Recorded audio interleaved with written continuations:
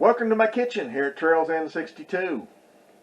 Today I'm going to be doing beef pot pie. Now I have done chicken pot pie. It's a lot basically the same. Some of the difference is in the eating of it. Of course you don't use cream of chicken soup. But I'm going to be doing beef pot pie instead of chicken pot pie. So it's a little bit different. But I like beef. I like chicken, but I like beef more. So I had more chicken pot pie growing up than I had beef because we just didn't buy the beef. It was more expensive. Anyway, still is. So I've got a little beef here. I'm going to make some beef pot pie. I'll make 5 pints of my beef pot pie. Similar to chicken, but a little bit different, especially in the eating. Get started with, let's get our ingredients out. Alright, the first thing we have is our beef. Now I have about 1.5 pounds of beef, and whatever cut you use, that's not really important. But I cut it up into small chunks because it's going in pints, and I wanted them to be more bite-sized. Excuse me. I wanted them to be more bite-sized, so I seasoned them, and I just poured the seasoning in, mixed it up on the seasoning, and I used several different seasoning. I used some thyme. Let's see. I used a little bit of sage. I used some basil, onion powder, garlic powder, some lemon pepper, some dry mustard, some rosemary, and I put some salt and seasoned salt on them. So basically you season them up how you want. I didn't measure it, I just put them in there. That's not something I measured when I put that in. When I didn't do it when I did my chicken pot pie, and I didn't do it now with the beef pot pie. I just poured it in there. So it might be a little bit too much seasoning. You can always season it afterwards if you want to. I just sprinkled it in there. Probably about a teaspoon of each one, a heaping teaspoon of each one is what I used when I put that in there. Roughly, that's what it was. And so we got our beef, we got our jars ready, and first I'm going to put the beef in the jar. Now the beef is cold because I did it earlier today and it's been in the refrigerator while I was doing something else. So it is cold, but I'm going to put hot beef broth in on top of it. And I've got my celery soaking in some hot water to warm it up. The peas were frozen, but they've been sitting out there good and thawed, so they're room temperature. The potatoes I've got diced up, and they're sitting in some lemon water to keep them from turning. And then I've got carrots that I canned previously that I'm going to use for the carrots, because I don't particularly like eating carrots, but I've got some that I canned up, and so they've already been canned, but they'll add the flavor in there that I want from the carrot. So the first thing we're going to do, we're going to get our jars out, and we're going to put our beef in, and we're going to just divide the beef up between the 5 pints. Like I said, it's about 1.5 pounds, plus or minus, and I'm going to divide it up between the 5 pints, and we'll go from there. So I just divided my meat up just kind of evenly between the 5 jars. I just kind of eyeballed it. It's not perfect, but that way I kind of got the same amount in each jar. Next, I'm going to put potatoes in. Now these are Yukon Gold potatoes, and I'm going to do the same thing. I just took 5 potatoes and diced them up, and I'm going to just kind of even them out through here, because it's hard to get all potatoes exactly the same size. But I took 5 small potatoes, and I may have more potato than I need, but I used 5 of them, so roughly 1 potato per jar. But I just put them all together, and I'm just going to kind of put them in here and even them out.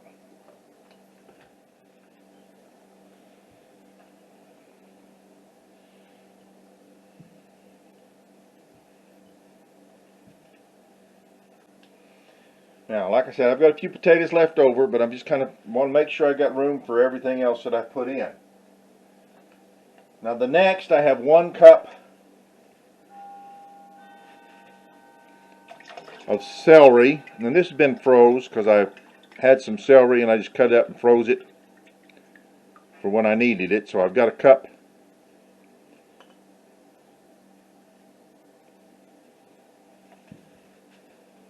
Got 1 cup of celery. Now I'm just going to kind of divide it up. It's been in hot water, and that way it's kind of warm. The jars are hot. The meat was cold, but the jars were hot, so I'm going to put hot liquid in it, and my canner will be not hot, not super hot, but sort of hot. Otherwise it takes too long to heat up. Again, I'm just kind of evening this out.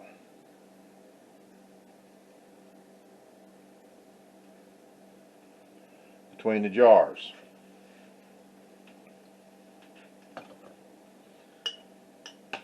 Next, I'm going to take my peas and put my peas in. And they're basically a heaping tablespoon of peas.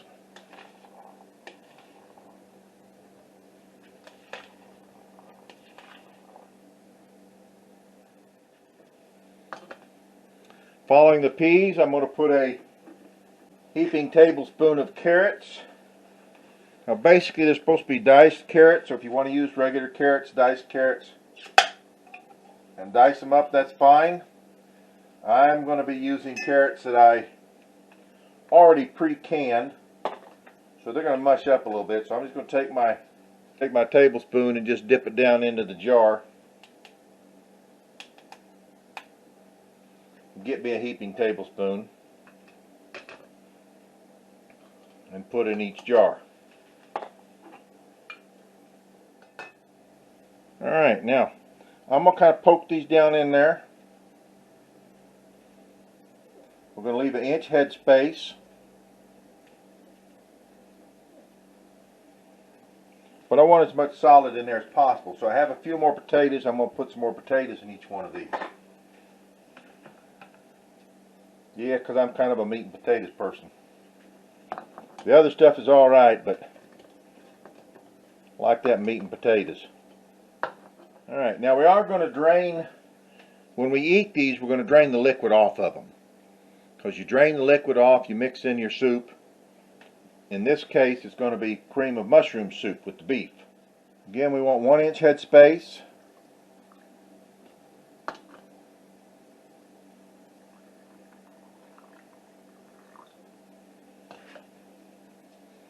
Now the meat is raw, and it will make a little bit of juice. But some of this other stuff will absorb some juice too. So when I do this and I do raw meat, I put a 1 inch head space. I don't actually put in a full 1 inch head space. I leave it a little low. And you can kind of see right here, it comes down to here instead of here. I do that because the meat is going to generate some liquid as it cans. So I don't want it to be over full, and that'll make stuff come out. So that is just a little bit less than a 1 inch head space when I'm using raw meat and other ingredients. When I can raw meat, I don't put any liquid in it. All right, I'm gonna debubble these. Make sure everything's down in there. And a couple of them need a little bit more juice.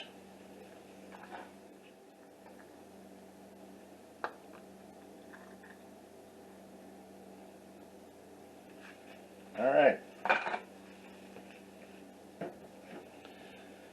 The next step is to wipe our rims with vinegar. And then we'll put on our lids. And then the rings, finger tight, and they will go into the canner. And I'll can these at 15 pounds of pressure for my area for 75 minutes because they have meat. So, I'm going to wipe the rims with vinegar, and then I put the rest of my vinegar in my pot because we have hard water.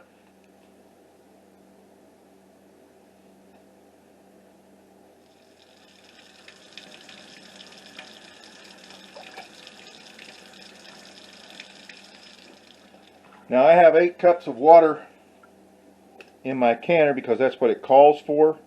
It's tap hot water. I just use tap hot water is all I ever put in it. So, and these jars are not cold, but they're not hot. But tap hot water is not going to bust your jars. Even if it was cold, it'd be less likely to.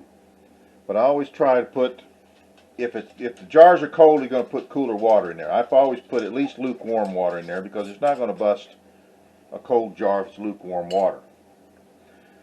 But if you have scalding hot water and you put a cold jar in there, you're liable to bust your jar. Alright, those are finger tight. They're going to go in the canner. I'll can it for 75 minutes for the pints, and then we'll have 5 pints of beef pot pie. Done and done. 5 pints of beef pot pie. I'll leave those set. They look good. Didn't look like there's any seepage or siphoning. So I think they'll all seal all right. As soon as they cool down, we'll begin to hear them pop. Alright, beef pot pie. Looking forward to it. Like I mentioned with the chicken pot pie, to fix these and eat them, you drain the liquid off, then you mix them with a can of, in the case of beef, it'll be a can of cream of mushroom soup. With the chicken, it was cream of chicken soup. And simply heat it up. Now you can put it in a pie shell and cover it up like a regular pot pie if you want to. Be smaller with a pint that's smaller than a regular sized pie. I think a quart will probably fit in a regular sized 9-inch pie. It may take a little more than a quart for that. But I don't mess with that. Generally what I do is I make me some biscuits, and I keep them on my counter here, sealed up. And then when I want a pot pie or something else that I eat them with, but occasionally I'll have these biscuits. I make more than what I'm going to have for breakfast, make a few more, and then for the next few days I've got a biscuit. If I want to do a pot pie, I do a couple of these, heat them up in the microwave or in the air fryer, and I just heat up my pot pie mix. Again, drain it, mix it with the cream of mushroom soup, in this case cream of chicken with the chicken, heat it up, put it in a bowl, and I stick a couple of these biscuits cut in half on top of it. So here we are, our beef pot pie. Unfortunately, one of them did not seal, which means I'm just going to have it for supper. That's a good thing about it. I'm going to eat them anyway, just we'll have one now. So I mixed a can of cream of mushroom soup in there, heated up to boiling. And I've got some couple of toasted biscuits here, and I'm just going to put my toasted biscuits down in my beef pot pie. And there you go. Quick and easy. Assuming you already have your biscuits made, which I did. Quick and easy. That's what I'm all about. There you go. Beef pot pie. Hope you enjoy it. Till next time, from my house to yours. From my kitchen to your kitchen. God bless.